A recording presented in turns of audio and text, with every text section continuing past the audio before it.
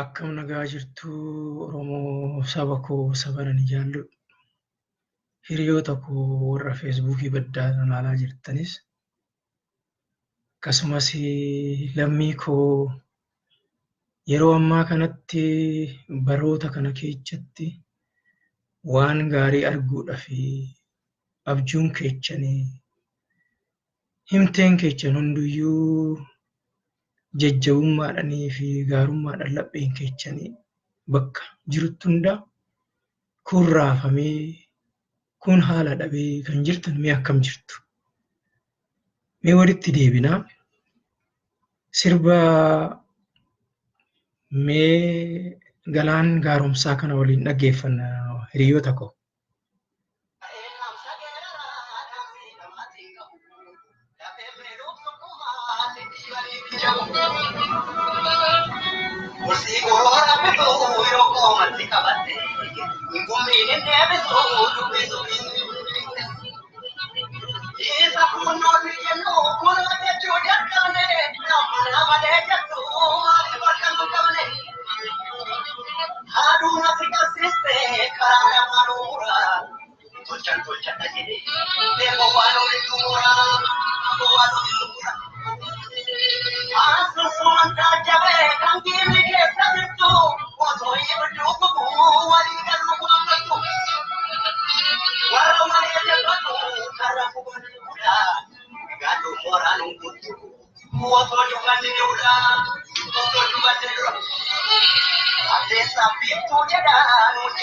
Meetti deebina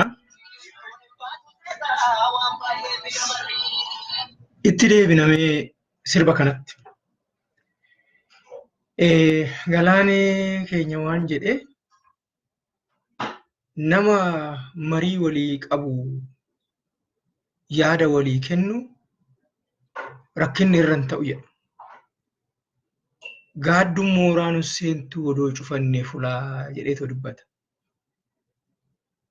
Dhuguma Oromoo lammii koo yaa saba jaalalaa yaa saba lapheen isaadhaa hundaaf bana waan baay'ee odoo qabnu bara baay'ee gara laafummaa keenyatti waan baay'ee harkaa dhabne amma oolaata qilleessi amma akka malee bubbisu kuni akka malee deemu kuni maalinni laata fuudhee bakkaan nu ga'a moo fuudhee bakka nu dabarsa maalinni doktoriin keenya Abiyyi madammar kan jedhu tokko dubbatan bakka deemantu bakka dhaqan hundattuyyuu maalinni ballo madammarii suni jaallan koo hiriyoota koo anaaf naa galuu dide lakkoofsi tokkoof tokko waggaa waliin dhaamu lakkoofsi tokkos suni bakka sanii buqqa'eetu bada lammata guttuu hin deebi'u. Negatiivini poozitiivinis immoo yoggaa walitti qabamee duwwaadha ta'a. Obboleeyyan koo waan qonnee aramnee facaamnee haammachuudhaaf jirru kana roobni hamaan dhufee cabbiin aynaa laata. Oromoo kana laallee madaallee hubannaa laata yaa lammii koo. Dhuguma warroonni baay'een kan abjuun isaanii abjuu Oromoodhaa hin ta'in kan himtee takkaayyuu arguu hin danda'in hannaasuu Oromoodhaa inni corroqa keessa deemee dhagaa buraafatee rafu isaaf jedheetoo waldhaansoo saba isaa bilisummaa baasuudhaaf jedhee deemu hundi han ittiin dhagaamne han siree gaariirra ciisee nyaata akka barbaadetti bakka argate nyaatee as deebi'ee arrabsoo fi roorrisoo akka nama sammuu hin qabne akka daa'ima yoggaa dubbatu beekan keenya doktoroonni keenya baay'ee tokko garaan nagadde jaallan koo hiriyoota koo torban kana. Gadda guddaarran ture. Namoota akka ulfaatutti kanan laalu olii Oromoodhaaf ta'anii, egeree Oromoodhaaf ta'anii jedhee kanan madaalee bakka guddaa isaan kaa'e.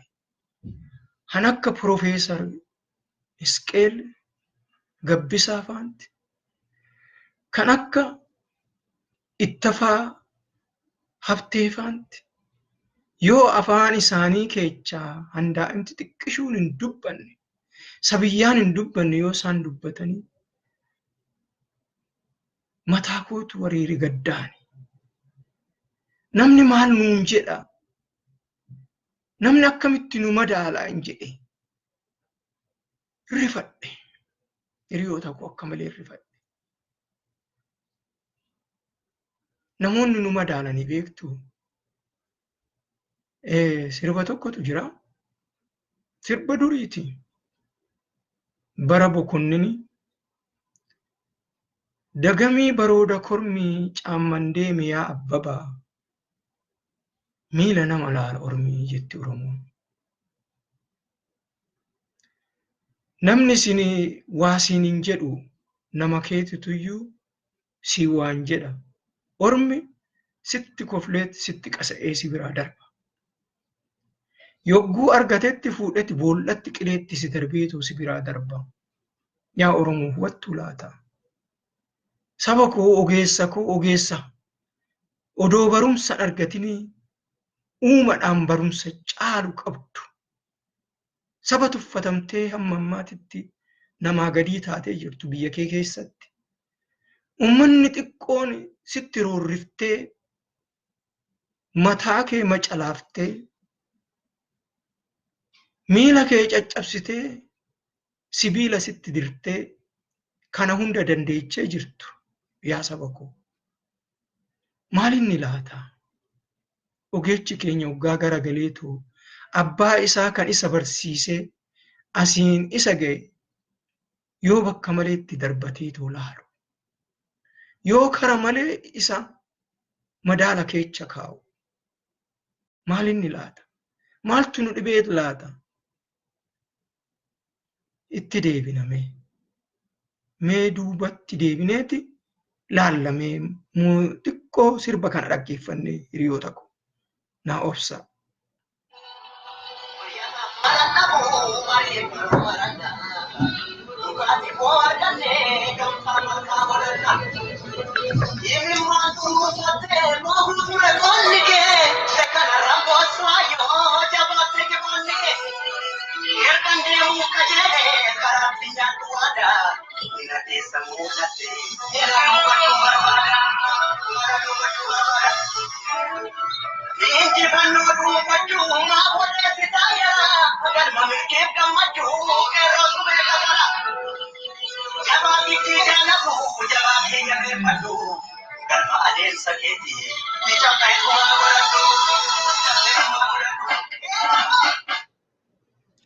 Akkana hiriyoota koo yoggaa wal gorfannee yoggaa karaatti wal qabannee waliin deebine jabaadha irkataniitoo kan deeman jabaatti. Jabaan keenyas adda bilisummaa Oromooti. Hanqamnu tokkicha sanii hiriyoota koo hubadhaa. Diinni eeyyan hin jirtu siin jedha. Jireenya kee kan barbaadu si duwwaadha. Si qofa malee diinni yoomiyyuu hin jirtu siin jedha. Nuyi hoo hin jirru yoggaa ofii hin jenne galaanii nutti kolfee abbichuun nutti qasa'e jedha Oromoon hoggaa waa jedhu. Gandi gamaaf gamanaa nutti kolfee yoggaa nutti qasa'e. Waliin galan hoggaa nuun jedhaniitu yeroo hunda nutti mammaakan hanuma warri jedhu san godhaa jirra.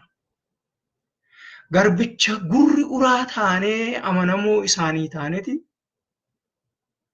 barum hundaa saggoon keenya isaanii ba'aadhan caccabeetoo hafa. Akkas wayyaaree lammii koo. Akkas wayyaaree hiriyoota koomee maalitti na badaaltuu? maalitti mee ilaaltu? Nama tokko ogeecha jettee yoggaa ati bakka laatte fi bakka miidiyaa taa'ee han isa eenyummaa isaa isa barsiisee asiin ga'e adda bilisummaa diina waliin firoomuu hin dandeenye wajjiniin dhaabbateetu lola yoo jedhe isin maalitti ilaaltu? Kana asitti isinumaaf hin dhiisa hiriyoota koo. Isinumtuu murtoo keechan irra kaa'a. Kuni miidiyaa OMN'tiif warreen raabaadorii irra taa'aniitoo ceephoo ummata keenyarra kaa'aniif waa tokko gorsi kanan isaaniif kennu. Gadi baanii ummata Oromoodhaa miliyoona 50 yakkassan yakka isaanii dhiifama gaafachuu isaanirra jira. Diina caalaa diina buquruu wal godhachuurra walitti araaramuutu nu guddisa. Dura adda bilisummaatitti yoo araaramne achiin deebinee warra adda bilisummaatiin mormataatoo ture kan akka OPDO fa'a waliin araaramna. Ala kana taa'ichanii membershippii OPDOdha ta'uu isin beekna. Durumaayyuu qalbiin keenya inuma hubata. Garuu karaa qaxxaamuraatiin lakkii waanyoo hamtuu waliif hin taanu. Seencharii 21ffaa keessatti kun nurraan eegamu. Nu ilmaan abbaa gadaati. Warra seeran taa'ee murtoo waliif dabarsu wal qeeqee walitti haasawee to'i. Kun nuuf hin ta'u. Mee kana isinimtu tilmaammadhaa deemani. Amma mee waa'ee qilleessatii fi waa'ee bubbee deemuu kana waa jechuu barbaada. Al tokko mee muuziqaa kana caqasneetti deebina immoo hiriyoota koo. Na faana turaa.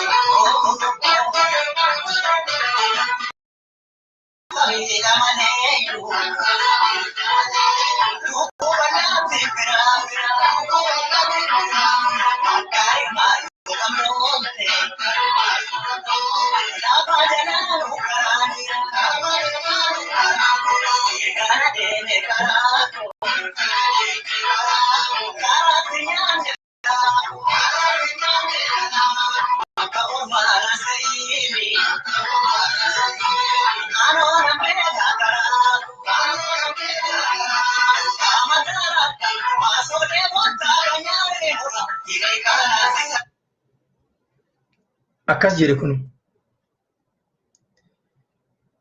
egaa waaqa fi lafarra malee lukkuuf allaattiin firaa fira jedhe. Dhuguma firummaan ishiidhaa fageenya hin qabu.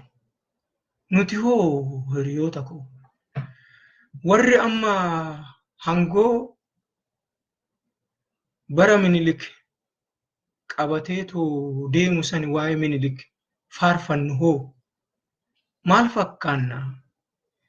Yoggaa abbaa gadaa dagannee teessoo abbaa gadaa irraaffannee ogummaa isaan qabanii fi barumsi isaan qaban addunyaa irratti tilmaammee kan dhufu lubatti sin deebisamee waan tokko akaakalee koottu akaakayyuun koo jechuu kootti akaakilee udonteen akaakayyuu koottu urjii fi waan hunda lakkaa'eeti addeecha baatii maqaa ishii guyyaa guyyaadhaan naa himaa ture. Waa kana hin beeknan ijoolleedhaa beektu. Maqaa adda addaa qaba baatiin. Warri hiree qabaattanii manguddoota qabaattan waan sanirraa katabaa. Ani hiree hin qabanne hin bahe yeroon ogummaa mataatti qabachuu danda'uu ta'e sanitti. Yeroo ijoollummaa wanni hundi namatti bareedu waan warri namaan jedhu beektu hamma dhaqxee ganna 20 geechutti namaaf hin galu. Maaliifi kan lafa kana bulchuu siyyuu urmii kee xiqqoo waggaa liqee gara 13 taate wanti biyya lafaa kanaaf kan bulchu sibboo harkatti qabattee furtuu obda harkaayi. Kuni dhagna qaama namaa keessa jira. Hundumti keenya isa keessa dabarre. Gara biraatti isin hin deemu isa san hundi keessan waan beektaniif. Egaa yoo hanambaa ogummaa qaba jennee maqaa isaa itti yaamnee nama ummata Oromoodhaa morma qalee harma muree miila fi godaannisa nu keessa jiru godaannisa keenya dhaqanii tuttuqani firooma moo kuni tuffiidha muu wallaalummaadha. Waa kana isinumtuu ilaalaa akkasumatti achitti dhiisa. Kana isinumtuuyyuu bira ga'uu dandeechani. Inni ta'e dhiifama. Inni ta'e isa achuma haa dhiifnu. Maaliif fiigichi Dr. Abiyyi kuni jaallakkoo morma kan nuu kenne akka mirgaa bitaa laallee garasis laallee hubannoodha. Yaa Oromoo waa hubadha. Waan keessa isaa jiru hubadha. Gadi fagoo. Boolla gadi fagoo keessa wanna jirutu jira. Waan nu hin beekin wanna dhoksaa tokko. Inni sun hoo they will driven this guy behind without we know. Behind the curtain there is some very strange thing. Hiriyoota ko dudduuba taa'ee hana biyyiin kana haasawi kana jedhuuni waan dhoksaa gadi fagoo tokkotu jira. Maal ta'ina laata wanni sun himee? Maalti maaminamee? Maaltu dhufa? Akkanumaanii jecha ta'a laata? Moo jechoochi suni waan namaaf hin galle ta'a laata? Maalinni wanti Oromoo dhiibuu fi maalinni ol fuudhee yeroo hunda waa'ee Minilik waa'ee madammarii kana kan jechisiiseef. Ani waa tokko laala. Akkuman jedhe godaannisa qabna nuyi. Namni godaannisa qabu yookaan xiqqoo waa tuqe dhukkuba itti dhagahama beektu. Akka malee namatti dhagahama jaalladha. Qabachuu nama dhoggaa akka hin qabannillee irraa qoonneeffatta. Suni eechannuudha qaree laata. Akkasumas immoo ijoollee viidiyoo keessa warri jiran kan akka Taayyee Danda'aa, Addisuu Araggaa, Milkiyaas Miidhagsaa warreen kun barruu ilaa diina buquruu han waa'ee adda bilisummaa hin beekne bineensa bosona keessaa tokko adda bilisummaati irratti katabu. Maal irraa waa argachuuf laata hiriyoonni koo lammiin koo han itti dukkanofte maal isaanitti mul'atee laata mul'anni isaan argan laata gara boodatitti Oromoo suduudan irra keessa bilisummaa nu baasuuf immoo way han hin beeknet isaanitti dhalatee diinni hamaan dhufee takkaa kan isaan hin argine kuni isaanitti gattaa'ee duuba isaanii ta'ee kaballaadhaan dheeto dafa akkana jedhaa isaanii jechisiise laata. Warreen kun ogeeyyiidha. Barattoota warra yuunivarsiitii sabboontota turan. Teessoo isaan irra taa'anii jiru kuni ogeeyyiinidha. Waan ogeeyyii qalbii qabeeyyii Oromoodha. Bulchiisota Oromooti. Itti gaafatamtoota Oromooti. Ambaasaadora Oromooti warri kuni. Maaliree? Warri isaaf jedhee bosona seenee corroqa dhugaa ture ammas itti jiru kana hunda arrabsoon fiilmii baroota darbee amma 20 century keessatti daqiiqaa takkatti waan ta'u addunyaa guutuu laaluu dandeechuu fiilmiin taane hojjechaa adda bilisummaatitti yoo qabatanii ta'anii laata hiriyoota koo fakkaataaree yaalammii koo waan hin fakkaanne gochuun karaa malee deemsisa walitti nu garagalcha gaafa nu walitti garagallee daaraaf daakuu wal goonu immoo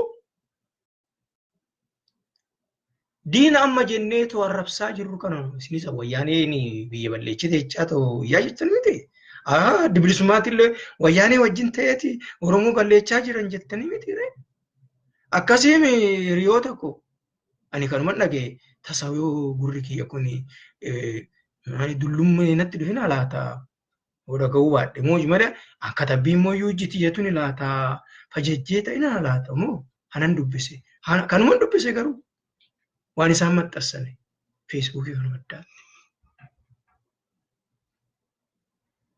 Diinaaf karaa banna ilmaan kuush. Dakkubannoon haa deemnu.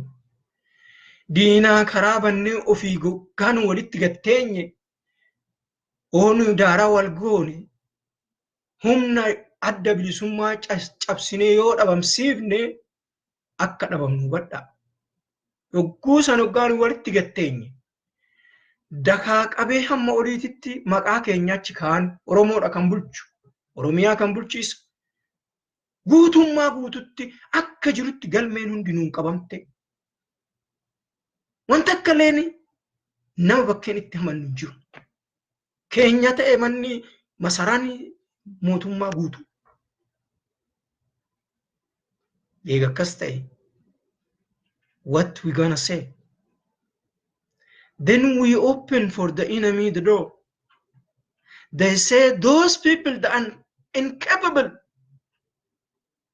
that are unmanageable, that can't manage themselves. Forget it. We take over by the power. Command post sun deebitee sammuu uummata keenya irratti. Waanjoni qeerroon bilisummaa irratti dhiiga sii dhangalaaftee ol baatee deemaa jirtu kun hundi gatii dhabsiifne daaraa goonee lafa jalatti gad deebifne qileetti darbine jarri hafaffi baddaatti dhufanii deemuuf ta'u.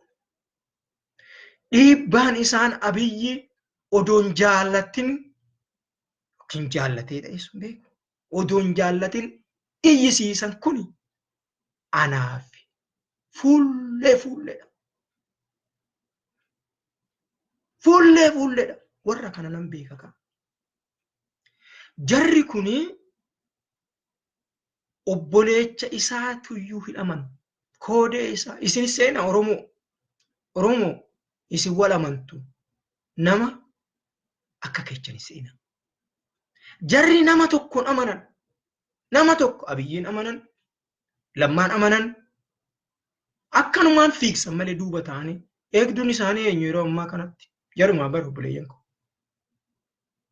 Nama tokkicha achirraa geeddarreedhaa fi harkatti qabanne nutti fakkaate. Hangoon kan jirtu guutummaa guutuu isaan jalatti.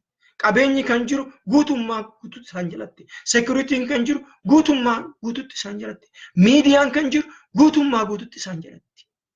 Eenyutu harkaa ba'uu danda'a? Maganii obboleeyyan koo warri ani boo hiriyoota koo kana sii gananiidha. Warra dhaabaa qabna jechaatoo turanii jirra jechaatoo turan ijji Oromoo isaan laalaa kan turte. Dhumate nagaatti kanaan booda.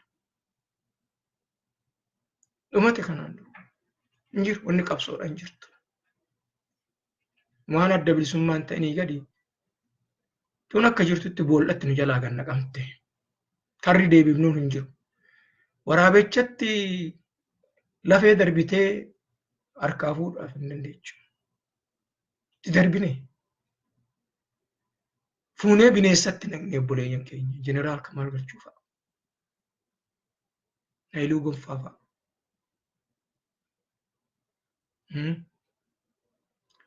Konoreel Abbabaa Garsuu fa'a. As gara galanii adda bilisummaa dhiifamaa gaafachuu irra waraabicha harkatti galuu filatanii. Nama gaddisiisa jaallan koo. Kana qabna. Maaliif kuni ta'a? Obboleeyyii keenya kan bosona keessatti laaqamaa turan galanni kan waaqaa haa ta'u yeroo ammaa kanatti daannoon uummata keenya ta'ee jira. Akka durii miti. Manni keenya dammaqee jira. Bosonni waboodhaa yeroo ammaa kana Oromoodha. Bosona hin deemu. Nun kufnu. Nu ammata adda bilisummaa yeroo ammaa kanatti adda bilisummaa akka laayyootti kan jiguu miti. Garuu karaa daandii xurree banuuf fiigaa jirra. Fiigumsa keenya kana yaa ilmaan Oromoo. Yaa warra OPDO, yaa warra mataarra jirtan. Yaa warra ilaaf ilaamee beektan, yaa warra wal beekna, of beekna jettan. Lakki wal nu wayya. Gidiraan isin deemtaniin kun nun baasu. Namuyyuu harkas isinitti laatu. Hamma galmee addunyaa baddaatti walii mallatteessineetu teenyutti jedheetu dubbateetu jira hayyuu dirreen bilisummaa. Akkas jedhan Jaal Daawwiti. Akkas jedhan dubbii haqaati. Maaliifi dhirsaan niitinuu yoo wal loltuni kana guddaa ummata kana guutee ummata miliyoona 50 baatee nama deemu dhiisiti. Qabsoo miliyoona nama 50 baatee kan deemu dhiisiti. Dhirsaaf niitiin yoo wal lolani ollaatu jaarsa biyyaatu ogeessa biyyaati dhufeetoo walitti araarsa. Kun immoo ogeessa biyyaa jaarsa biyyaati ol. Bulchiisa biyyaati beektu. Bulchiisni addunyaadha ammoo addunyaatu keessatti hirmaata. Jecha qajeela yaa Oromoo isin fonqola gootanii kun maaliif ta'a jettanii hinduutinaa ilaalin akka maleetti gara maleetti fudhatinaa isinumaafi numaaf hunduma keenya beektu. Numaafi warruma kun as tustus jennu hambargarii nyaanne toofiinu kan akka biyya keenya yoo galanne nagaan galu akka roorroo nutti hin baay'an hudduu keessa nu dhiitaa turan duri yoo deemu ta'eti kaamu jechaatu galanni kan qeerroo bilisummaati amma kabajamne kabajaa qabnu san akka hin dhabne hin jedhan ulfina deemnuni guddaa san akka hin dhabnee fi kuni ta'uu irra jira jedhee ta'u namni keenya mormaatoo jira. Hayyuu direen adda bilisummaa mormataa jira. Kanaaf waciin baay'atu kuni furguggeen garagalee ta'u wanni achol darbassuun gaddeebi'uun ooltu yoggaa achii gaddeebitu akka mataan hin baqaqsine eeggadha. Kanuman jedha horaa bulaa naa jiraadhaa fayyaa ta'a. Keechi keechan nagaa argatu homaan taanu. Numoonni oollu inuma moona garuu wal fixiitii hamaatu dhufa. Yoo ilaaf ilaamen ijoolleen OPDOdha of ilaallee diinatu nu wayya jedhanii too bututtuun taane afarsaa jirani. Bullukkoo uffachuu dhiisanii bututtuun taane afarsuu barbaadani itti naa himaa. Ergaa koo kana naa gaafi. Hiriyoota koo ittiin naa gaa haalaalanii yoo kan hubannan ta'an warra miidiyaatitti illee akkasuma dhaamsa koo kan ani hawwootiin itti isinitti laadhee yaabootii isinitti laadhee jira dhaqaa naa gaanii itti naa hima. Itti naa himaadha. Fayyaan naa jiraadha. Mee sirba artistii keenyaa kana waliin xumurra.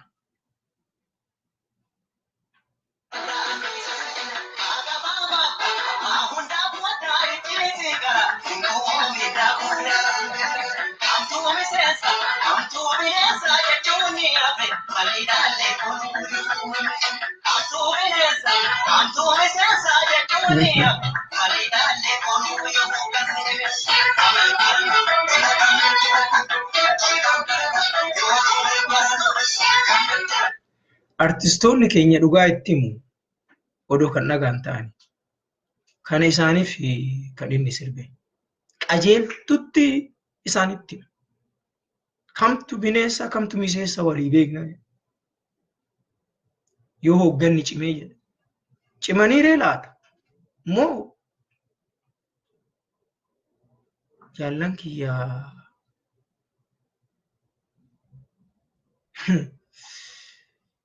gogaa hoolaa kaawwatanii hoolota keessa fiigaa jiru.